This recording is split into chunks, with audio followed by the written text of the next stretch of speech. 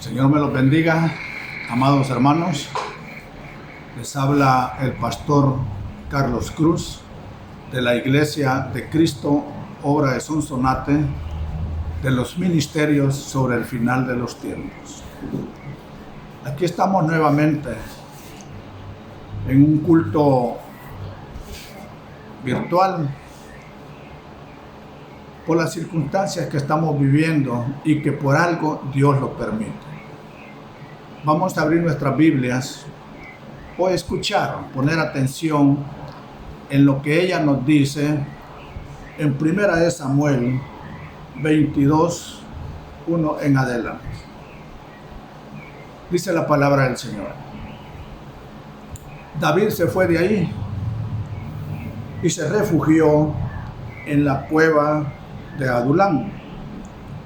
Cuando sus hermanos y toda la casa de su padre lo supieron, descendieron a él allá.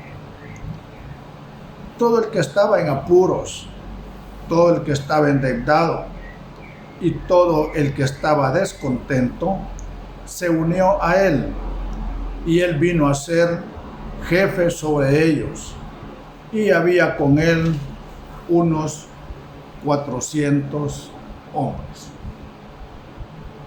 Padre mío y Señor mío, en el nombre de mi Señor Jesús, abre las puertas de los corazones para que pueda entrar esta palabra y que se haga vida, se haga una palabra implantada en el corazón de cada uno de nosotros.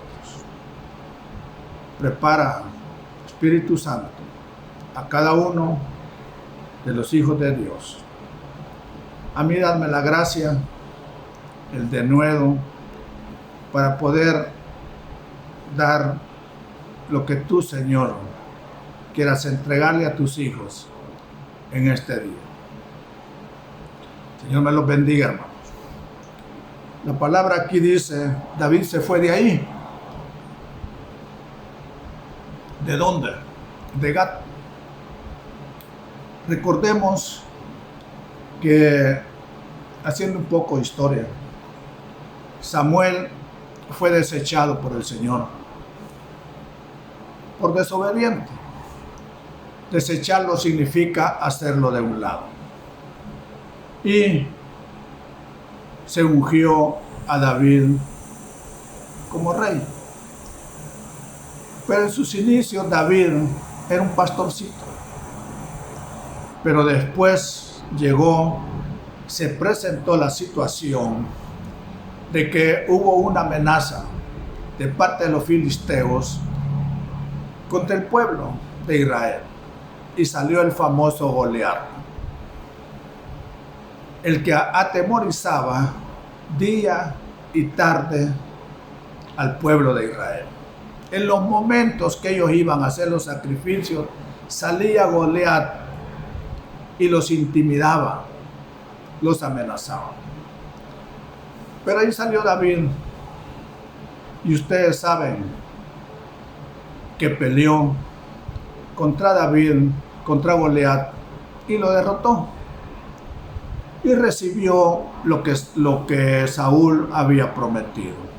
Y entró a la casa del rey como esposa de una hija de ellos. Pero a medida que transcurrió el tiempo, un espíritu malo se apoderó de Saúl.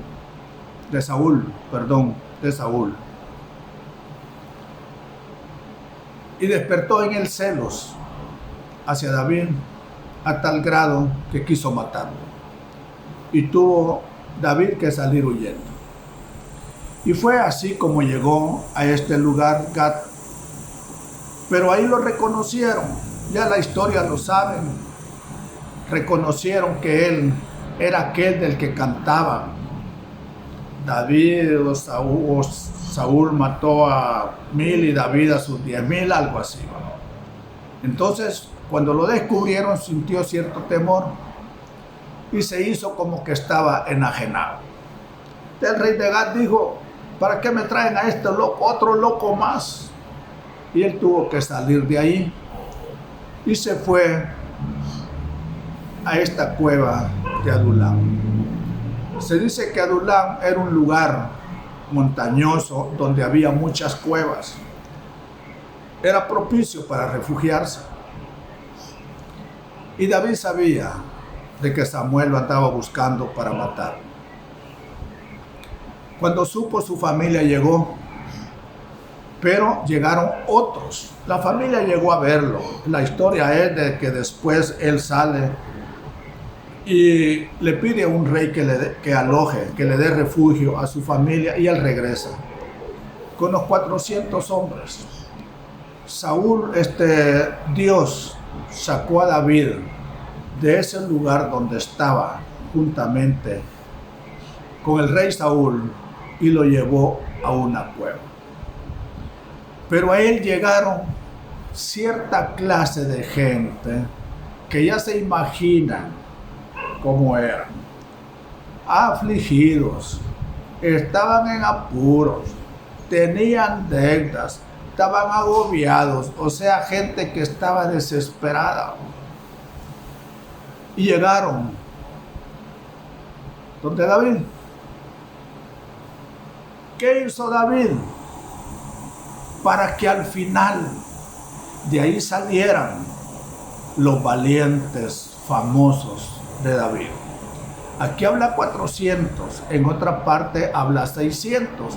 Y en una lucha dice que 200 se quedaron atrás, pero estos 400 siguieron a David, fueron fieles. ¿Por qué fueron fieles y llegaron a ser valientes? ¿Por qué tuvo que sacar Dios a David si era ungido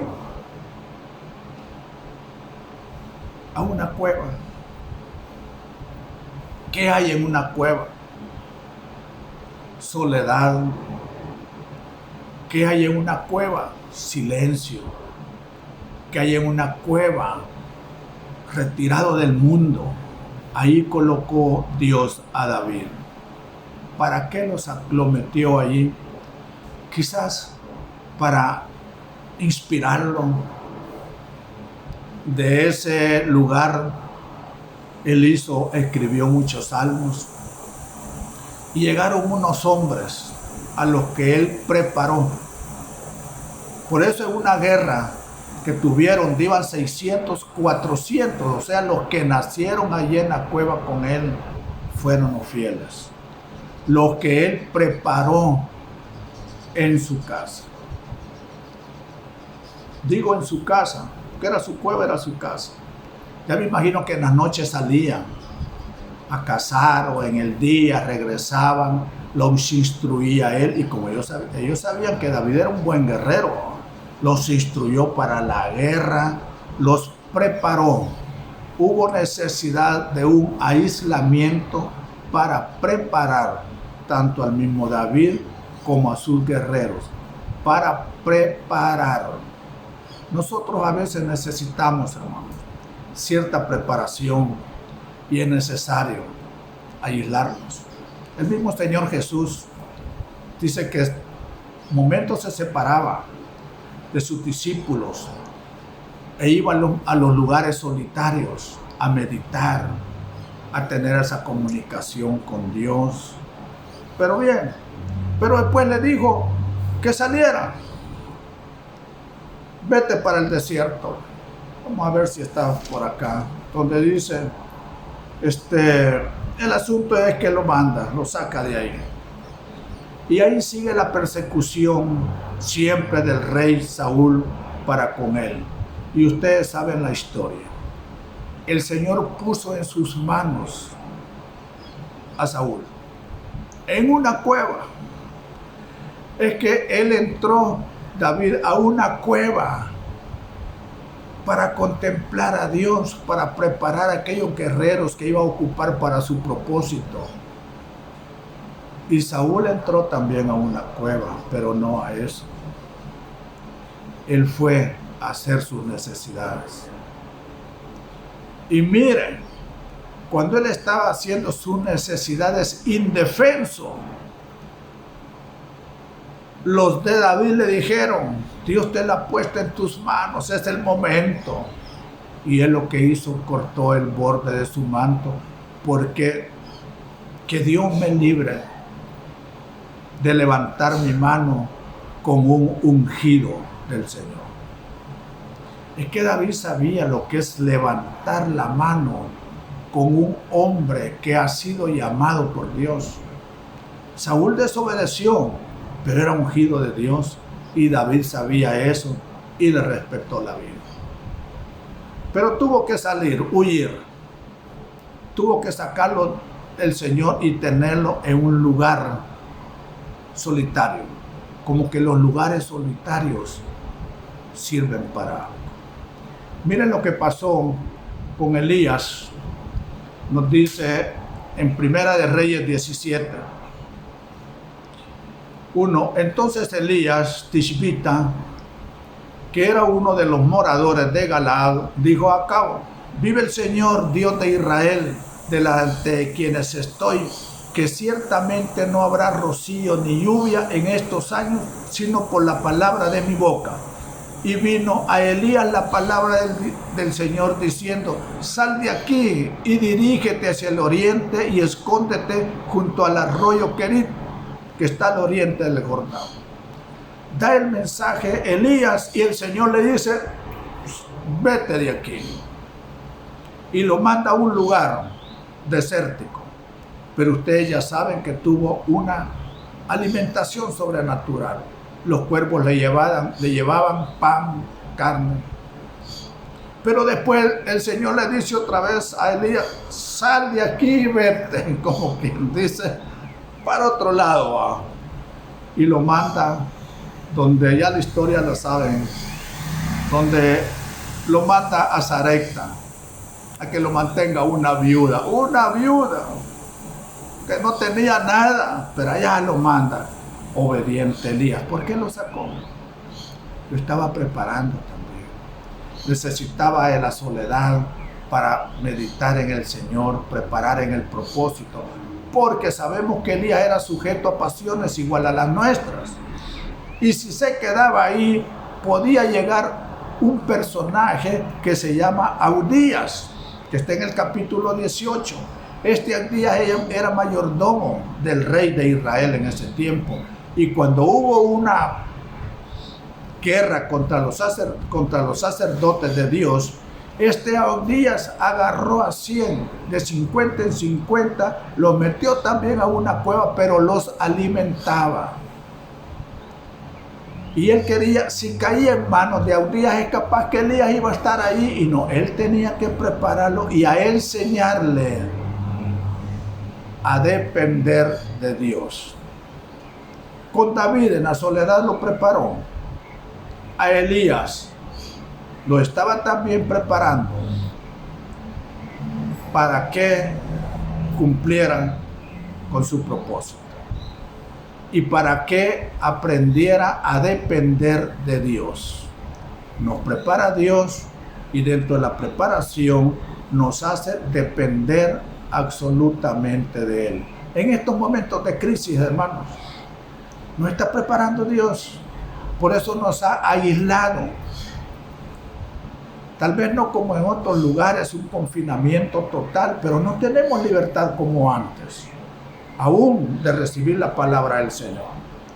Estamos aislados. Nos está preparando y nos está enseñando a depender de Él. Pero no solamente pasa con estos grandes hombres, también pasa con aquel que es el Rey de Reyes y Señor de Señores. Después de bautizarlo, de recibir el bautismo en el Espíritu Santo, después de haber sido bautizado en aguas por Juan, salió al desierto. El Señor lo sacó de ahí y lo mandó al desierto.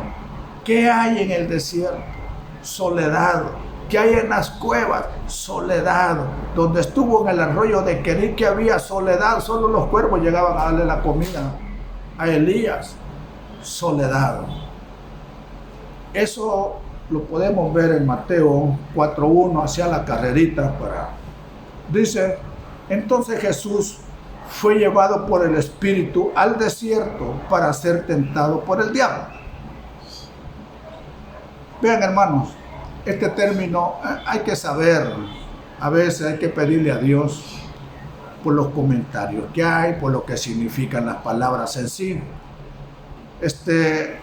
Tentado en griego tiene el mismo significado de probado. Y sabemos que a Dios no le tienta el mal, está escrito en la Santa Biblia. Entonces, este comentarista dice de que lo llevó al desierto para probar, no para ser tentado, pero bien, una u otra palabra no le demos tanto, sino que lo que interesa es que fue llevado al desierto, después de ser bautizado, como Moisés, después de ser bautizado en la nube y el mar, y que lo sacó, lo llevó al desierto. Como que algo tiene, como que es necesario a veces que estemos donde no hay ruido, donde no hay nada, que estemos solos, y el desierto, eso tiene soledad. Y ya saben que el Señor Jesús, la historia, fue probado en el cuerpo, alma y espíritu, y cuando salió adelante, y miren cómo fue la guerra, la misma guerra que utiliza, fue guerra de palabras, el método que utiliza Satanás con todos los hombres, les mete cosas en la cabeza. Pero aquí acordémonos de que el Señor siempre le decía, escrito está. Y el diablo también le dice, como está escrito. Sé que el diablo sabe, no viene de allá arriba. Escrito está. Y eso en Efesios es el escudo con que se detienen los dardos. Guerra de palabras. Miguel peleó contra Satanás. Luchó por el cuerpo de Moisés. Y esa guerra era de palabras. Por eso es que es necesario leer la Biblia, para decirle, escrito está, no prevalecerás, escrito está el escudo. Pero ahí está el Señor, también fue al desierto, Veamos otro personaje. Lo que quiero entender es de que a veces Dios nos lleva a partes solitarias para prepararnos, para que confiemos en Él, para que sepamos como Jesús salir adelante ante cualquier tentación, agarrar esas armas, la armadura de Dios. Pero veamos qué sucedió con otro personaje, que es Pablo. Hechos 22:15. Hechos 22:15. En Hechos 22:15, Hechos 22:21, dice, pero él me dijo, ¿quién? Jesús. Ve, porque te voy a enviar lejos a los gentiles. Ya se ve la historia de Saulo. Tuvo que pasar por una situación, una experiencia grande, para que él abriera los ojos y se diera cuenta de que lo que estaba haciendo no era bueno, pero que Dios tenía un propósito con él, y lo volvió ciego. Tuvo que irse para allá a Damasco. La historia es, el asunto es de que recobra la vista, y ante esa experiencia que tuvo salió a hablar del Señor Jesús. Pero no podía ir a Jerusalén. Si aquí la Biblia lo dice, el mismo Señor Jesús le dice, vete de aquí porque no te van a creer. Y lo manda lejos. Y dice que lo mandó a Arabia. 3 años. ¿Qué pasaría o qué estaría haciendo esos 3 años? Los discípulos anduvieron con Jesús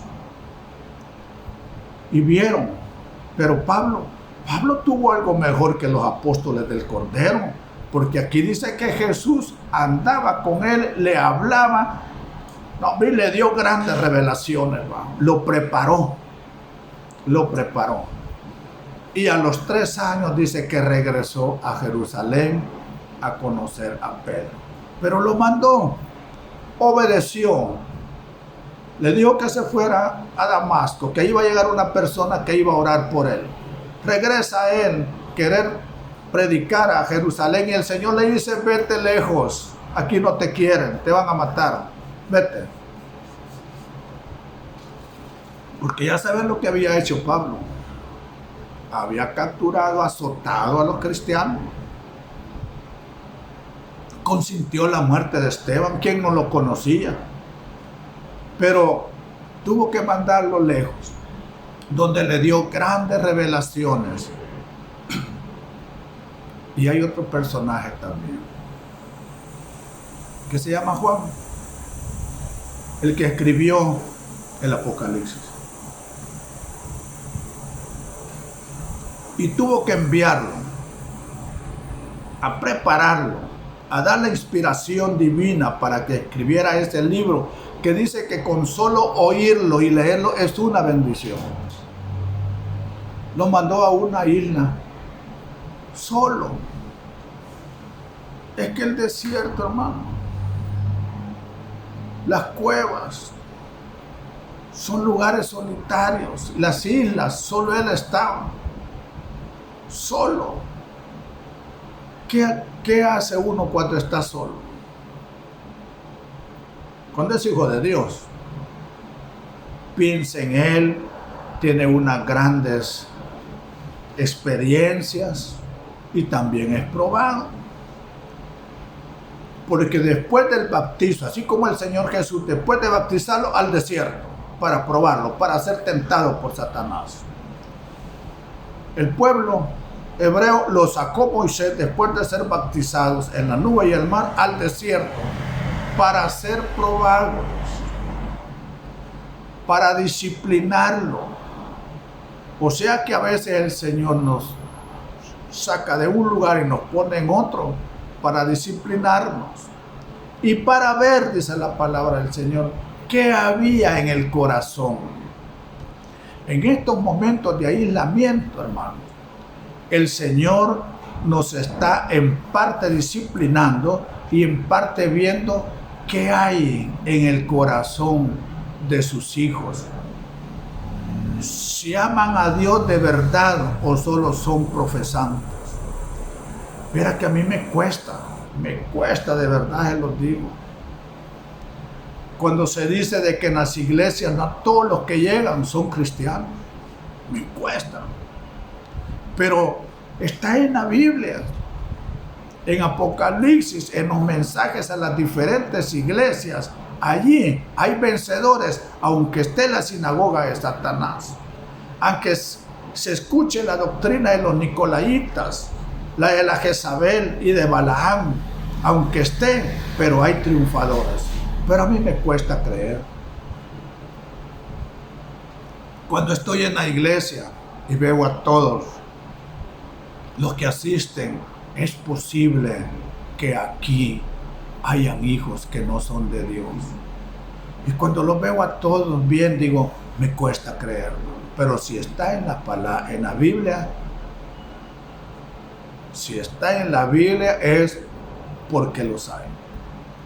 Por eso la Biblia nos dice, cuidado con lo que oís, cuidado con lo que ves, cuidado con la doctrina que oís, te puede sacar de la verdadera. Pero hay una parte, hermanos, que llama mucho la atención. Y esto está en Apocalipsis 8:1. Apocalipsis 8:1.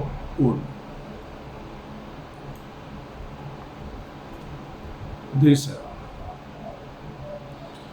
cuando el Cordero abrió el séptimo sello, hubo silencio en el cielo como media hora. Hubo silencio.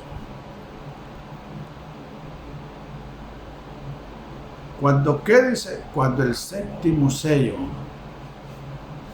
se abrió. Acordémonos de que Juan lloraba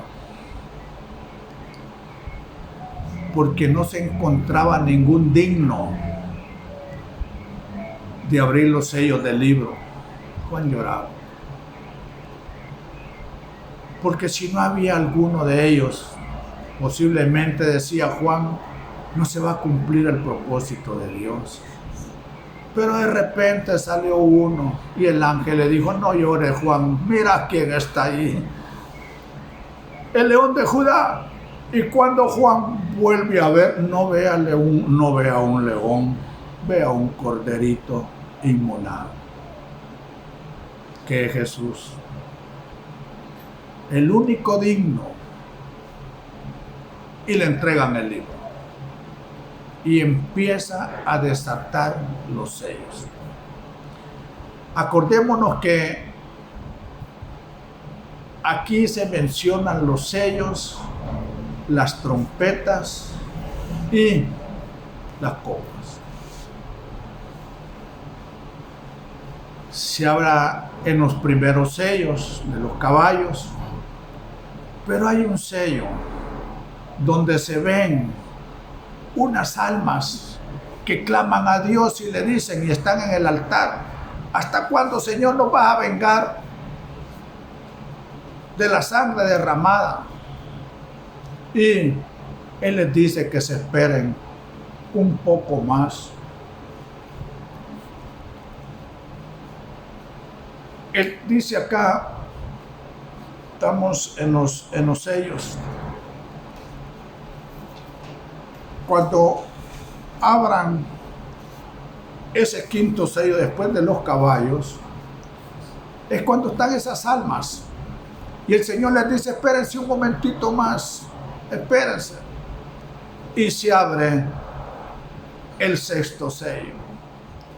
Y ahí explican todo lo que hay. Y después Juan ve de que llegan cantidades de almas al altar de Dios.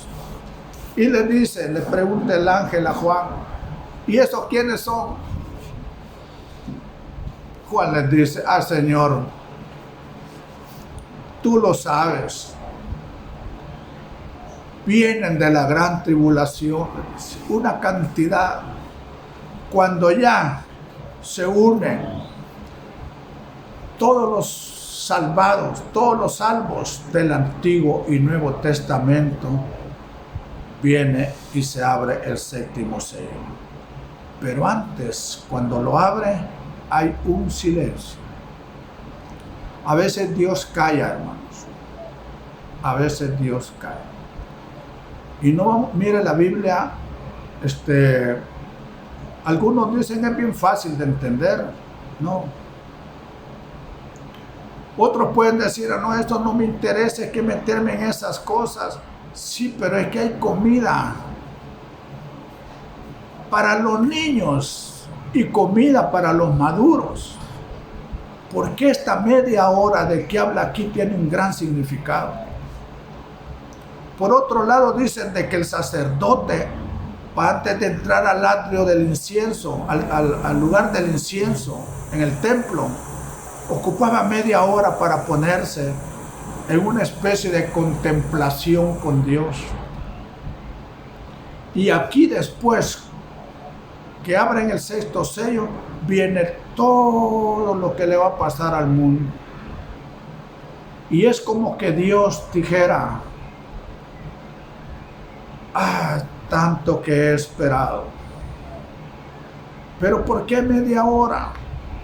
No vamos a entrar, hermanos, a muchas cuestiones, porque yo sé que no es para todos. Pero todo está profetizado. Pero ¿qué pasa en esa media hora? Algunas cosas las da Isaías. Porque sabemos que la tribulación, 7 años, 3 años y medio, pero llegan los 3 años y medio y el Señor, la Biblia nos dice, vamos a ver si lo encontramos aquí ligerito, ¿no? Para leérselo, solo para que quede como que la Biblia tiene misterios, solo para que nos quede como una idea. Fíjese, está Daniel y dice en el 12, vamos a leer el 11, y dice: Desde el tiempo en que el sacrificio perpetuo sea abolida y puesta la abominación de la desolación, habrá 1290 días. Pero los 3 años y medio son 1360. Pero 1260. Pero aquí habla de 1290. O sea que le agrega 30 días. ¿Para qué son esos 30 días? Y allá hay 30 días donde el Señor espera. Pero después de esos 30 días hay otros mes y medio más adelante de lo que habla Daniel. ¿Qué pasa en esos días? Son cosas de misterio en las cuales el Espíritu Santo tiene que iluminar para poder comprender la grandeza de la palabra del Señor. Si no solo por leerla, qué bonito va así. Mira, a mí eso no me interesa, si yo soy salvo, sí, es salvo, pero tiene recompensa. ¿Qué lugar va a ocupar usted allá en el reino de los cielos? ¿Qué posición va a ocupar usted en el reino de Dios? Porque aquí está el Señor y dice, en Apocalipsis donde estábamos, Apocalipsis dijimos 8:1, cuando el Cordero vio el 7º sello, hubo silencio en el cielo como por media hora. Cuando una gente calla, a veces callo para apartarme, no quiero estar ahí. A veces puedo callarme para estar pensando en lo que se va a hacer. A veces callo para ver qué decisión tomo. Y aquí está en el cielo, está sucediendo todo esto. Pero veamos qué pistas nos da la Biblia para poder entender lo que Dios nos quiere dar. Isaías 42:14. Isaías 42:14.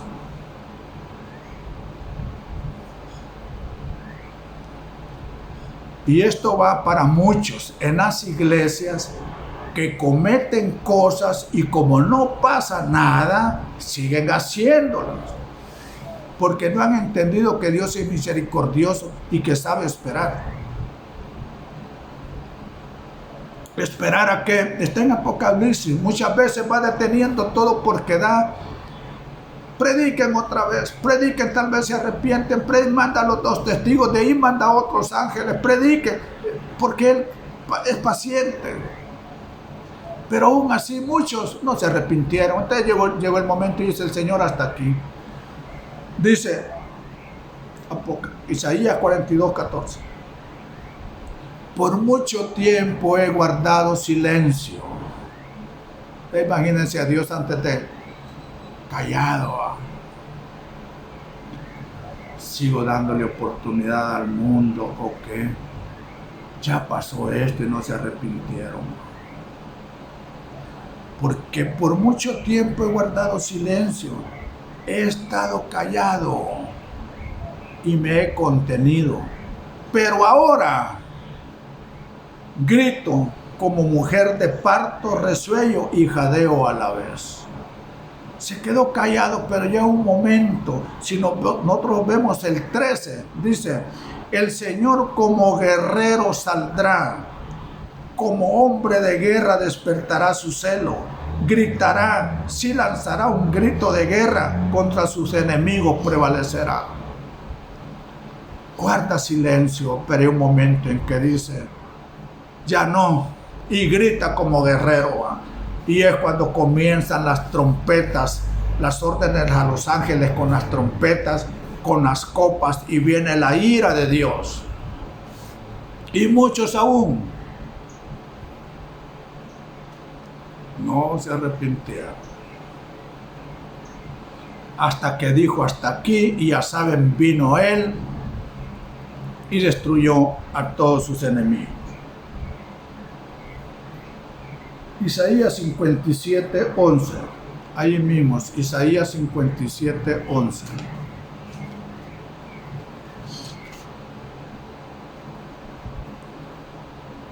Oiga lo que dice. ¿Y de quién te asustaste y tuviste miedo? Cuando mentiste y no te acordaste de mí, ni pensaste en ello. Mire, hay gentes en las iglesias que son desagradecidas, ¿no? Eso me cuesta creerlo. Se olvidan lo que Dios en un tiempo hizo. Póngase a pensar usted todo lo que Dios ha hecho. ¿Y qué es lo que está haciendo usted por Dios? Ya se olvidó lo que hizo. Ya recibió las bendiciones. Yo no me olvido de las cosas de donde me ha sacado Dios y reflexiono mucho en ellos, muchas veces. Y así como me libró a mí de muchas situaciones, los ha librado a muchos, por no decir a todos. Pero hay algunos que pasó eso.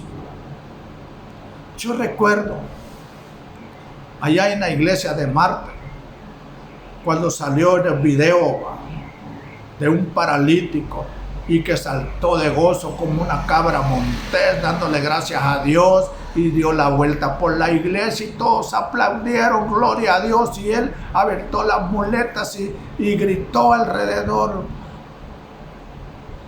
y le prometió muchas cosas a Dios. Aquel otro testimonio de una mujer, un matrimonio que deseaban tener un hijo y oraban, Señor, si no das ese hijo, yo te prometo, y ninguno de esos dos está en la iglesia. Se fueron. Desagradecidos. Desagradecidos. Allá el Señor sanó a 10, uno regresó, los demás desagradecidos. Y hay gente así en la iglesia. Pero está dentro del propósito de Dios. Está dentro del propósito de Dios. Dice acá, ¿y de quién te asustaste? Isaías 57:11, estoy leyendo. ¿Y de quién te asustaste y tuviste miedo? ¿De quién te asustaste y tuviste miedo cuando mentiste y no te acordaste de mí, ni pensaste en ello? Ni me acordé de Dios. ¿Le diste gracias a Dios? Ni me acordé de Él. Ni me acordé de Él. Muchas veces pasa eso.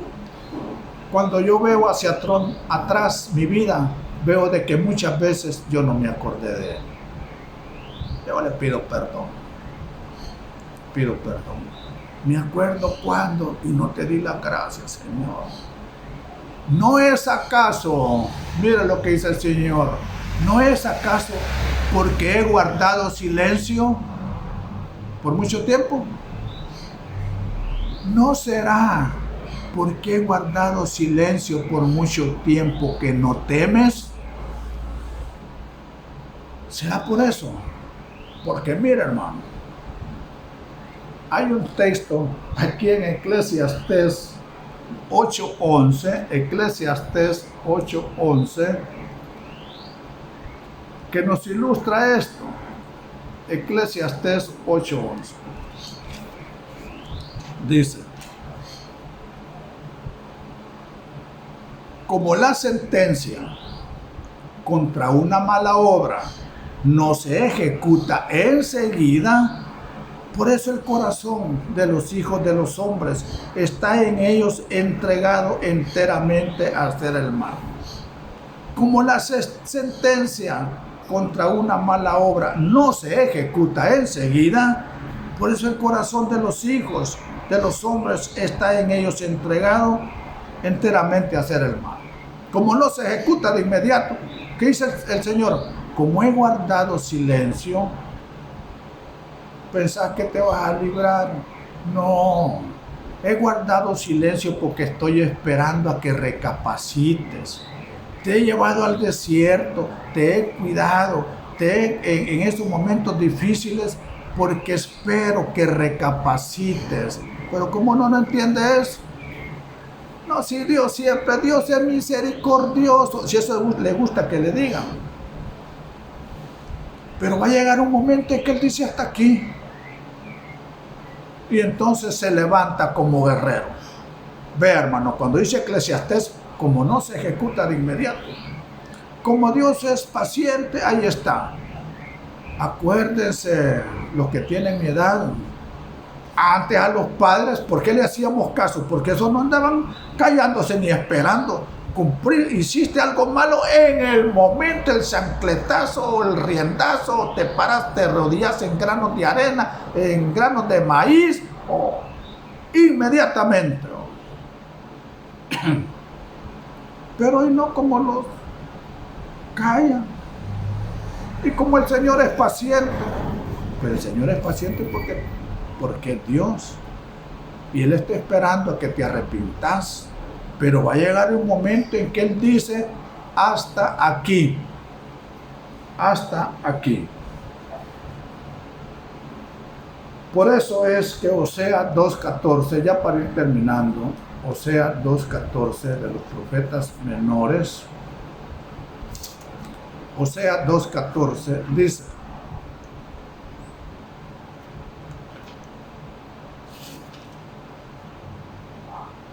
por tanto, he aquí, la seduciré, la llevaré al desierto y le hablaré al corazón. Es necesario, hermano, que Dios a veces nos meta en lugares solos, que los metan en un desierto para probar lo que hay en nuestro corazón. Nos lleva a un desierto. A veces ese desierto significa falta de trabajo. A veces ese desierto significa contiendas en los hogares, contienda con los hijos, para que nosotros recapacitemos, pensemos y digamos, ¿por qué me está pasando esto? Señor, ¿qué he hecho yo para que me esté sucediendo esto? Y Él te va a hablar en el corazón. Tú no te acordaste de mí cuando esto. Tú no tuviste temor de mí cuando hiciste eso. Pero hoy te lo estoy recordando, hijo. Y uno recapacita. Y si uno pudiera ver, si tuviera unos ojos espirituales, podría pasarnos la imagen del Señor en nuestra mente, de aquel padre del hijo pródigo, que todas las mañanas salía a ver si su hijo regresaba arrepentido. Y cuando vio que venía, él salió corriendo a abrazarlo y lo llenó de besos. Así el Señor, cuando nosotros nos volvemos hacia Él, arrepentidos de corazón, Él les dice: hijo, así como me viste en la cruz, con los brazos abiertos, así estoy aquí, con los brazos abiertos, esperando. Mira mis manos, mira mi cuerpo, todo lo que hice por ti. Yo no te pido que llegues hasta eso, pero aquí te estaré esperando. Si tú te arrepientes de corazón, yo hago caso omiso de eso, te perdono, paso por alto esa falta. Y recuérdate, siempre te he estado esperando a que vuelvas a mí. Muchas veces he guardado silencio para darte tiempo a que te arrepientas. Gracias, Padre, por lo misericordioso que eres, por la paciencia que has tenido con cada uno de tus hijos. ¿Cuántas veces te hemos ofendido? Y si tú en el momento ejecutaras tu juicio, vas a ver cuántos ya no estaríamos aquí. Pero por tu misericordia y tu gracia, que es cada día nueva y grande, estamos aquí ante ti. Gracias, Padre.